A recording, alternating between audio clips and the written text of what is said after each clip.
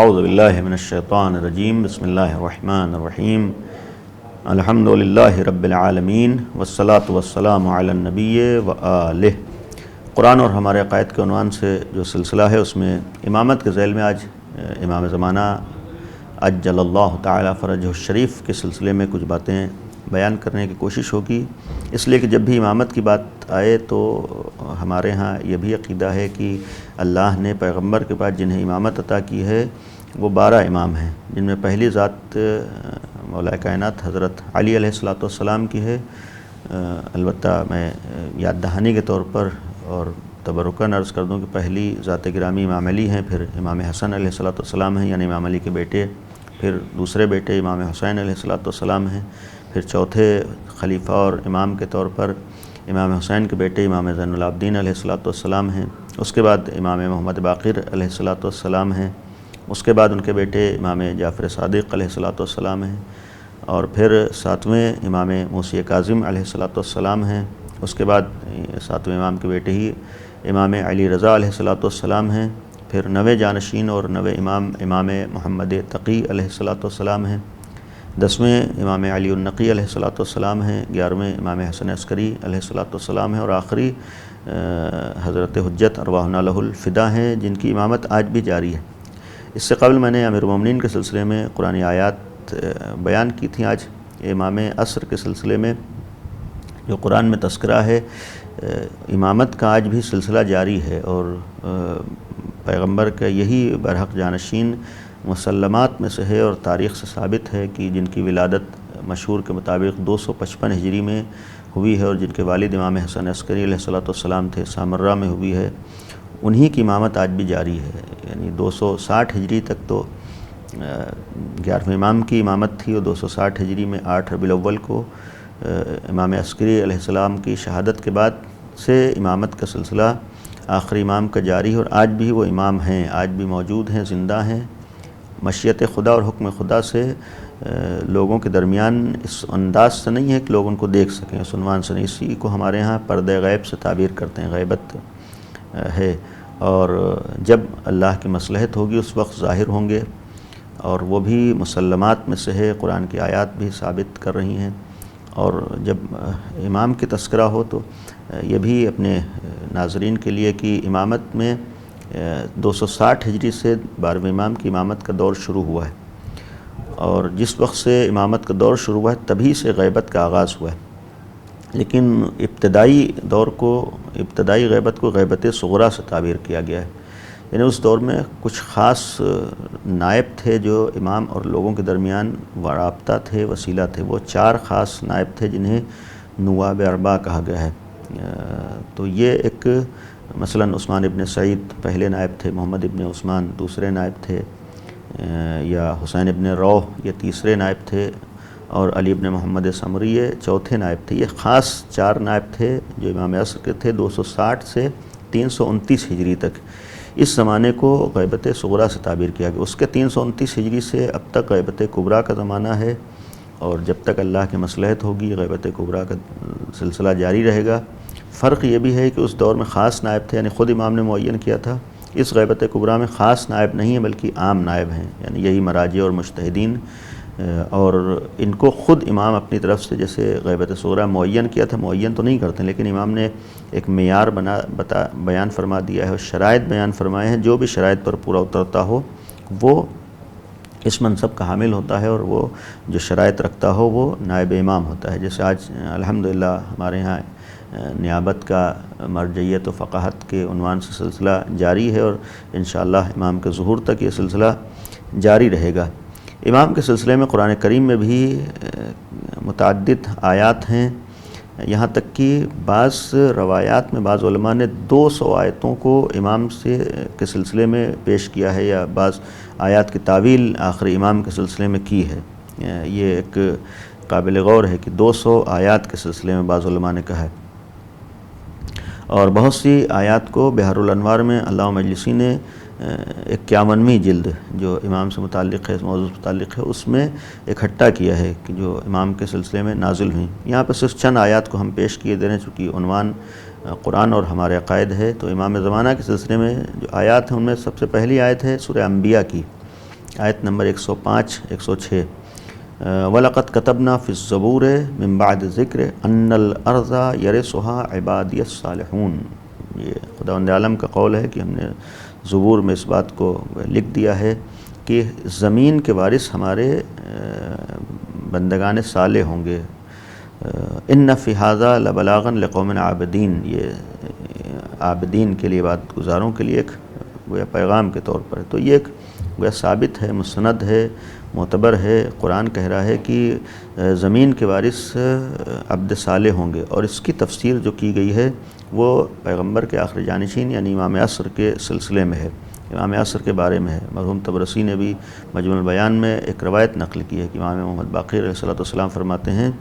کہ اس سے مراد آخری زمانے میں امام عصر کے اصحاب ہوں گے، ساتھی ہوں گے، یعنی یہ گویا اس ظہور کی جانب اشارہ ہے۔ گویا اس آیت سے مراد امام کے ساتھیوں کو لیا ہے۔ ایک روایت جیسے پیغمبر کی مشہور روایت ہے، یہ بھی مجموع البیان علامہ طبرسی نے نقل کیا جلد 16 صفحہ 172 پر، کہ پیغمبر نے فرمایا کہ اگر دنیا کا ایک دن بھی باقی رہ جائے، یعنی دنیا ختم ہو جائے، ایک دن باقی رہ جائے، تب بھی اللہ اس دن کو اتنا طولانی کرے گا کہ ہمارے اہل بیت میں سے، اس میں جملہ ہے رجل صالح من اہل بیت، ایک مرد صالح، رجل صالح میرے اہل بیت میں سے مبعوث ہوگا، یملأ الارض قسطا وعدلا، زمین کو اسی طریقے سے عدل اور قسط اور انصاف سے بھر دے گا، کما ملئت ظلم و جورا، جیسے وہ ظلم و جور سے بھر چکی ہوگی۔ تو یہاں پر بھی رجل صالح امام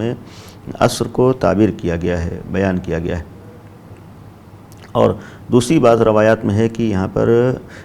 یہ جو امام کے ظہور کا وعدہ ہے جو انشاءاللہ پورا ہوگا، جو آیت نے بیان کیا ہے۔ دوسری آیت ہے سورہ توبہ کی آیت نمبر 33، هو الذی ارسل رسولہ بالہدیٰ، وہ خدا جس نے ہدایت کے رسول کو بھیجا، دین الحق، اور دین حق کو لیظہرہ علی الدین کلہ، تاکہ وہ ظاہر کرے دین کو مکمل طور پر، ولو کرہ المشرکون، چاہے مشرکین کو ناپسند بھی ہو۔ اس آیت کے سلسلے میں امام محمد باقر علیہ السلام کی روایت ہے کہ یہ امام زمانہ کی قیام اور ظہور کے وقت یہ وعدہ ہے جو پورا ہوگا، اور یہ کامیابی کا جو اعلان ہو رہا ہے یہ امام عصر سے متعلق ہے، امام عصر کے سلسلے میں ہے۔ اس کو روح الجنان و ابو الفتوح رازی کی جو تفسیر ہے اس میں جلد 11 صفحہ 75 پر بیان کیا ہے۔ اور اسی ذیل میں علامہ طباطبائی نے المیزان، تفسیر المیزان میں ایک روایت نقل کی چھٹے امام سے کہ هو الذی ارسل رسولہ بالہدیٰ، اس آیت میں کہ خدا کی قسم ابھی اس آیت کی تعویل نہیں ہوئی ہے اور نہیں ہوگی یہاں تک کہ ہمارا قائم ظہور کرے، ظاہر ہو، یعنی گویا اس آیت کی تعویل و تفسیر گویا حقیقی معنی میں امام کے ظہور سے ہوگی۔ یہ امام کی روایت ہے جسے المیزان میں علامہ طباطبائی نے نقل کیا ہے۔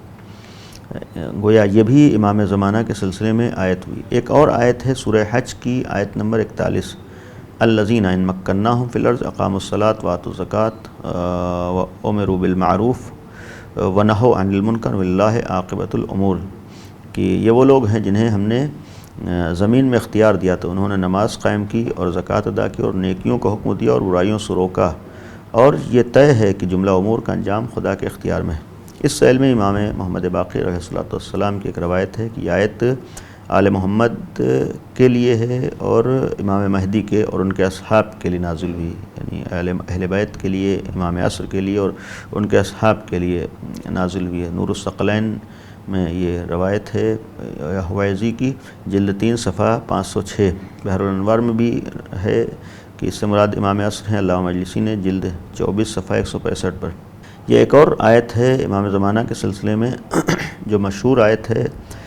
امن یجیب المضطر اذا دعاہ ویکشف السوء ویجعلکم خلفاء الارض االہ مع اللہ قلیلا ما تذکرون، سورہ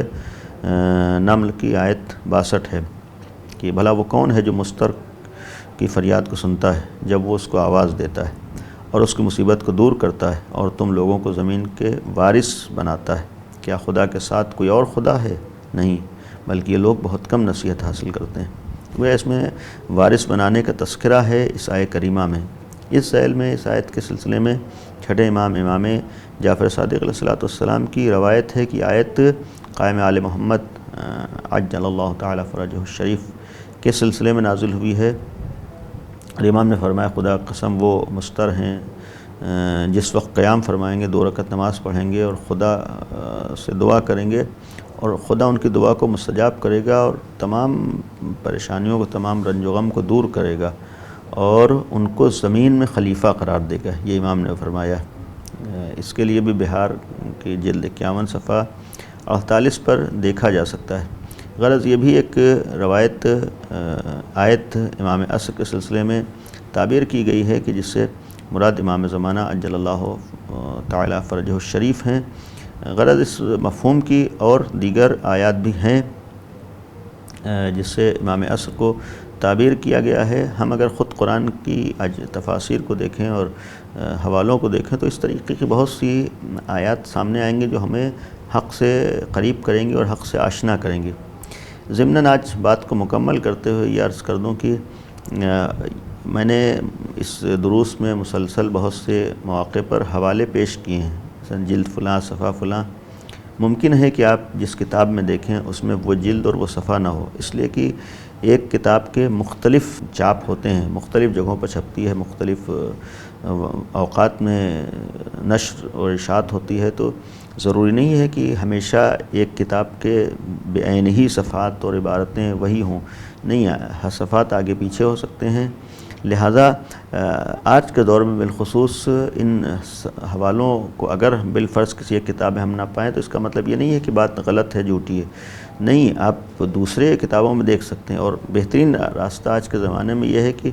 کسی بھی روایت کو آپ کو تلاش کرنا ہے، دیکھنا ہے، آپ بڑی آسانی سے سرچ کر سکتے ہیں. آپ کے سامنے سارے وسائل موجود ہیں، سرچ کیجئے، آپ کو سارے حوالے خود بخود مل جائیں گے. یعنی وہ زمانہ دوسرا تھا کہ دکھائیے کہاں لکھا ہے یا ثابت کیجئے کہاں پر اس جلد و اس صفحے میں ہے. اولاً مختلف کتابیں ہوتی ہیں، لیکن آج اس کہنے کی ضرورت نہیں، ہم خود سے معلوم کر سکتے ہیں، خود سے پتہ لگا سکتے ہیں. شرط ہے کہ ہم کو خود احساس ہو کہ حق کو کیسے تلاش کرنا ہے، حق تک کیسے پہنچنا ہے. ہم اللہ سے دعا کریں کہ ہم سب کو خداوند عالم حق سے آشنا ہونے، حق سے قریب ہونے اور حق کو پہچاننے کی توفیق عنایت فرمائے. وآخر دعوانا ان الحمد للہ رب العالمین.